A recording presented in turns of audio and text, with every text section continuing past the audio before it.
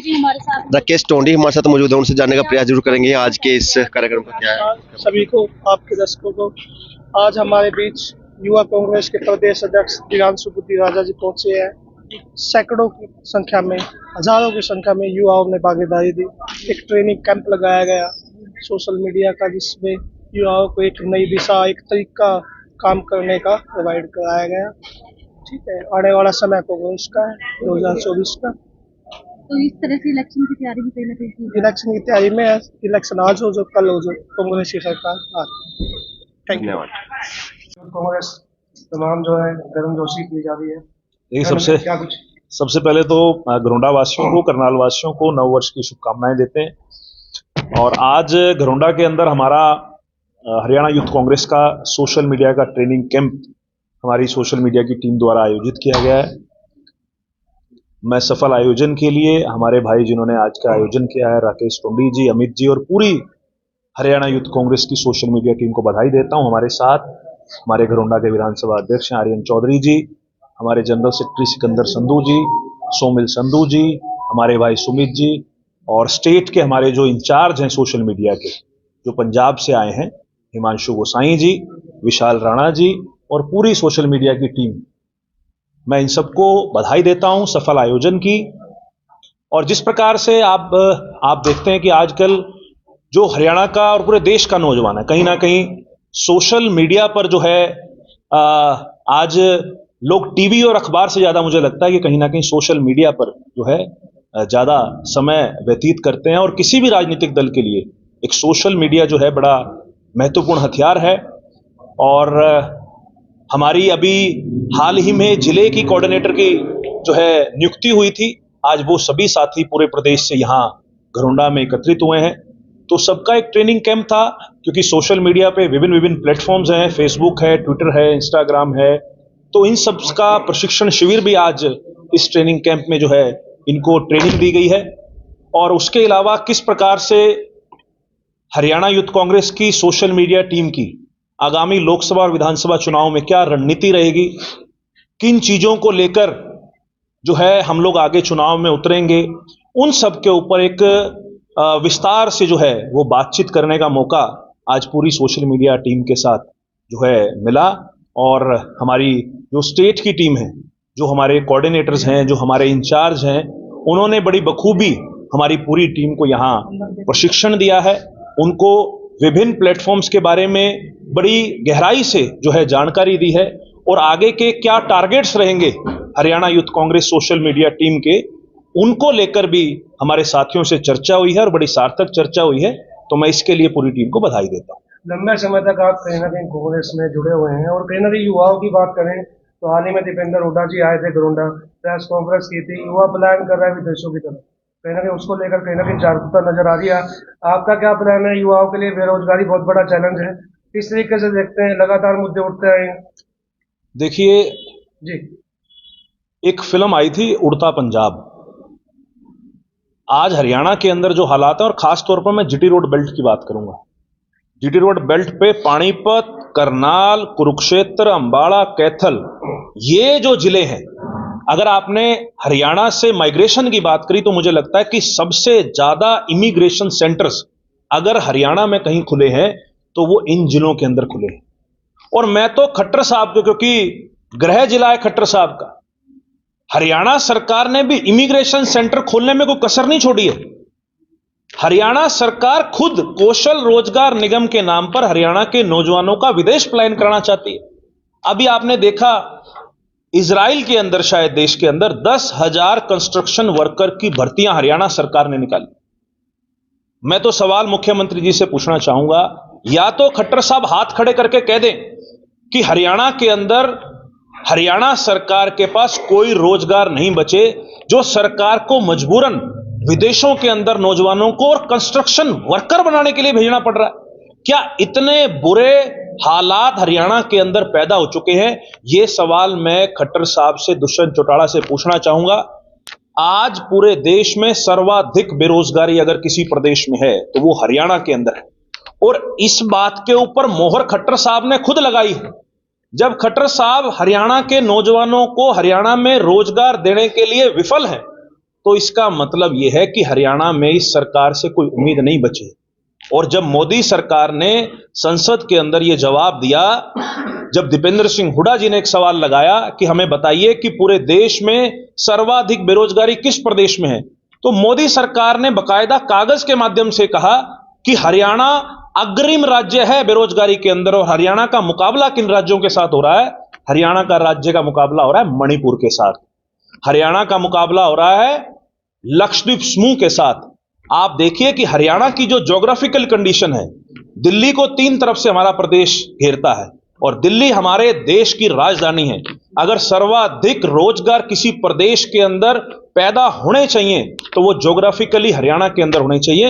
लेकिन सरकार की एक तरफ तो सरकारी रोजगारों को करप्शन के माध्यम से जो रोकने की नीति है, आप देखिए कि 60,000 सरकारी भर्तियां मनोहर लाल खट्टर जी ने वादा किया था 2023 के अंदर हम पूरा करेंगे। तो ये सब चीजें 2024 शुरू हो चुका है, एक भी सरकारी भर्ती सरकार पूरी नहीं कर पाई। और दूसरी तरफ प्राइवेट रोजगार के नाम पर यह सरकार विफल साबित हुई। ये सब चीजें जब देख ही रहे हैं तो यूथ कांग्रेस ऐसे में क्या कुछ कदम उठाने वाली है, क्या कुछ रणनीति बनाने वाली है? देखिए, हमारा एक कार्यक्रम चल रहा है पूरे प्रदेश के अंदर, युवा जोड़ो हरियाणा जोड़ो अभियान। उस अभियान के माध्यम से इन सब विषयों को लेकर हम हरियाणा के नौजवानों को एक छतरी के नीचे संगठित कर रहे हैं। पीछे भी आपने देखा असिस्टेंट प्रोफेसर की भर्ती हो, सीटी की भर्ती हो, जब पीछे विधानसभा का सेशन था तो वहां पर भी हमारे नौजवान साथियों ने, युवा कांग्रेस के साथियों ने विधानसभा घेराव का कार्यक्रम किया। अब क्योंकि इस सरकार का 4.5 साल का समय पूरे हो चुका है और अगर मैं केंद्र सरकार की बात करूं तो केंद्र सरकार का मुश्किल से 60 दिन का समय बचा है। हम एग्रेसिवली लोगों के बीच में जाएंगे, हरियाणा के नौजवानों के बीच में जाएंगे और सरकार की विफलताओं के ऊपर हरियाणा के नौजवानों को लामबंद करके इस प्रदेश सरकार के सामने और केंद्र सरकार के सामने एक मजबूत आवाज खड़ी करेंगे। सोशल पोर्टल वगैरह ये सब चीजें चली हुई हैं, ऐसे में 1 साल के लिए भर्तियां करवा दी जाती हैं, फिर उन्हें हटा दिया जाता है और बहुत सारी चीजें ऐसी सामने आती है। तो उनको लेकर आप क्या कुछ करवाएंगे सरकार आने के बाद? देखिए, मैं ऐसा महसूस करता हूं कि हरियाणा कौशल रोजगार निगम जो सरकार ने एक बैकडोर एंट्री का माध्यम बनाया हुआ है, सरकार को चाहिए कि सरकार को पक्की भर्तियां करनी चाहिए। आप देखिए, सीईटी की ग्रुप सी की 32,000, सीईटी ग्रुप डी की 13,500, टीजीटी की 7471, असिस्टेंट प्रोफेसर्स की भर्तियां, हरियाणा पुलिस की भर्तियां, आईटीआई इंस्ट्रक्टर्स की भर्तियां, ये सारी भर्तियां आज के समय या तो कोर्ट के अंदर पेंडिंग है या फिर इनको लेकर सरकार परीक्षा ही नहीं करा रही। पिछले 4 साल के अंदर मैं मनोहर लाल खट्टर जी को यहां से चैलेंज करता हूं, आपने सीटी नाम का झुंझुना पूरे प्रदेश में पिछले 4 साल से बजा रहे हो। 4 साल से मनोहर लाल खट्टर जी कह रहे हैं कि हम ग्रुप सी और ग्रुप डी में सीटी के माध्यम से भर्ती करेंगे। हरियाणा का एक नौजवान खट्टर साहब खड़ा कर दें, एक नौजवान जिसको 4 साल में ग्रुप सी या ग्रुप डी के माध्यम से एक भी नौकरी मिली हो। खट्टर साहब बड़े बड़े दावे करते हैं, मैं आपके सामने मीडिया के सामने कह रहा हूं, एक नौजवान खड़ा कर दें जो ये कहे कि मुझे 4 साल में ग्रुप सी और डी की नौकरी सीटी के माध्यम से मिली है। सरकार इन फजूल की चीजों में ना पड़ के आम आदमी को परिवार पहचान पत्र में उलझा रखा। घर का एक आदमी तो उन्होंने कागज लेकर तहसील में खड़ा कर रखा और इधर से हरियाणा के नौजवान जो लगातार सड़कों पर हैं, लोगों की उम्रें निकल गई, नौजवान लड़कों की लड़कियों की शादियां नहीं हो रही। खट्टर साहब का तो घर बार है नहीं, पर उनको ये चीजें समझनी चाहिए कि आज बेरोजगारी की वजह से सिर्फ रोजगार एक कारण नहीं है। आप देखिए, नौजवान साथियों के 5-5 साल जो है वो खराब हो चुके हैं जिंदगी के। ये बात के ऊपर सरकार को गौर करना चाहिए। आप, लेकिन उन्होंने तो युवाओं के लिए पेंशन तक लागू कर दिया ताकि युवा इस तरफ बढ़े कि वो शादी ना करे, अपना घर बार ना। तो ये बात तो आप ही कह रहे हैं। क्या खट्टर साहब चाहते हैं कि समाज का जो एक हमारा पुराना रीति रिवाज है, घर जो बसाए जाते हैं, पुराना जो हमारा जो हिंदू कल्चर भी है और हर धर्म के अंदर है, खट्टर साहब जिस प्रकार से खुद जीवन व्यतीत कर रहे हैं, तो क्या खट्टर साहब ये चाहते हैं कि हरियाणा के जो नौजवान हैं, युवक युवतियां शादियां ना करें? ये सवाल तो मैं खुद खट्टर साहब से पूछना चाहता हूं। सोशल मीडिया ट्रेनिंग की अगर बात की जाए आज की, तो किस तरह से यूथ कांग्रेस को या युवाओं को इस तरह से पोर्टल्स के अंदर या ग्रुप के अंदर जोड़ा जाएगा, क्या कुछ जानकारी देना चाहेंगे? देखिए, 90 विधानसभा है और हमारे संगठन के मुताबिक हमारे 31 जिले हैं।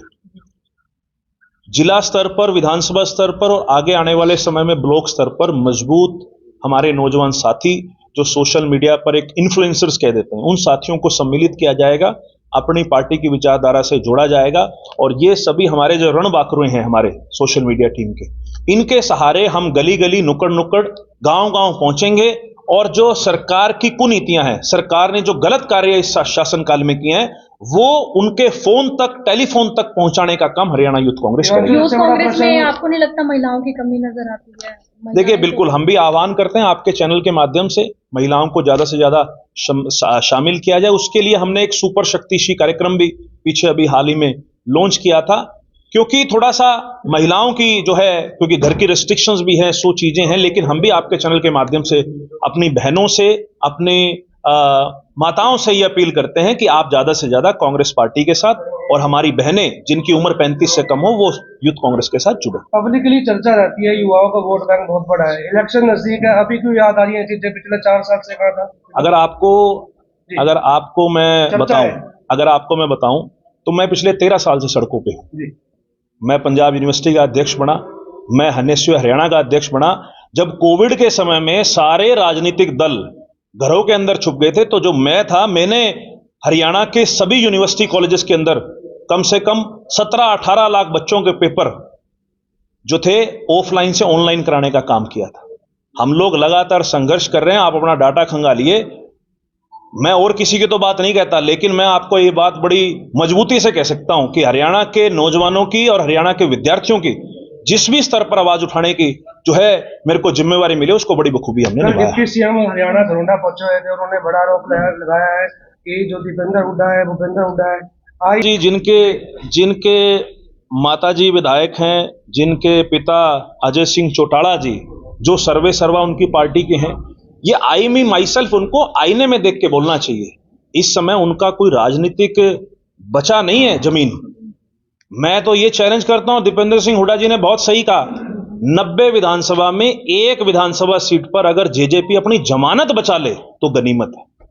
तो कहीं ना कहीं मीडिया के माध्यम से बात कहता हूं कि इन चुनाव का, 2024 के विधानसभा चुनाव का कोई राजनीतिक दल इंतजार नहीं कर रहा, ना ही कांग्रेस इन चुनाव का इंतजार कर रही है और ना भाजपा इन चुनाव का इंतजार कर रहा है। अब तो लोग इंतजार कर रहे हैं।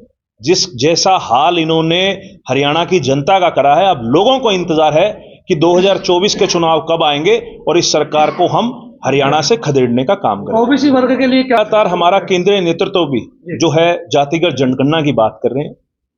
पार्टी की ऐसी सोच है कि काफी लंबे समय से जो जातिगत जनगणना नहीं हुई है, वो जातिगत जनगणना होनी चाहिए और हर समाज को जिस प्रकार से जिसकी जितनी हिस्सेदारी उसको उतनी भागीदारी मिलनी चाहिए। और बिल्कुल ओबीसी समाज भी, एससी समाज भी और जनरल वर्ग भी, सबको जो उनके समाज का हिस्सा बनता है वो उनके संख्या के हिसाब से मिलना चाहिए। और इसको लेकर पार्टी के अंदर मैनिफेस्टो भी बन रहा है, बहुत जल्द वो मैनिफेस्टो आप सबके सामने बताऊंगा कि इस बार की हरियाणा विधानसभा के अंदर आपको नए यूथ कांग्रेस के हमारे पदाधिकारी साथी जरूर देखने को मिलेंगे। मजबूती से उन साथियों की पैरवी भी करेंगे। पार्टी के अंदर जब भी हमें मौका मिलता है यूथ कांग्रेस के साथियों को उचित मान सम्मान दिलवाने का और चुनाव के अंदर टिकट दिलवाने के लिए मजबूत से पैरवी करेंगे।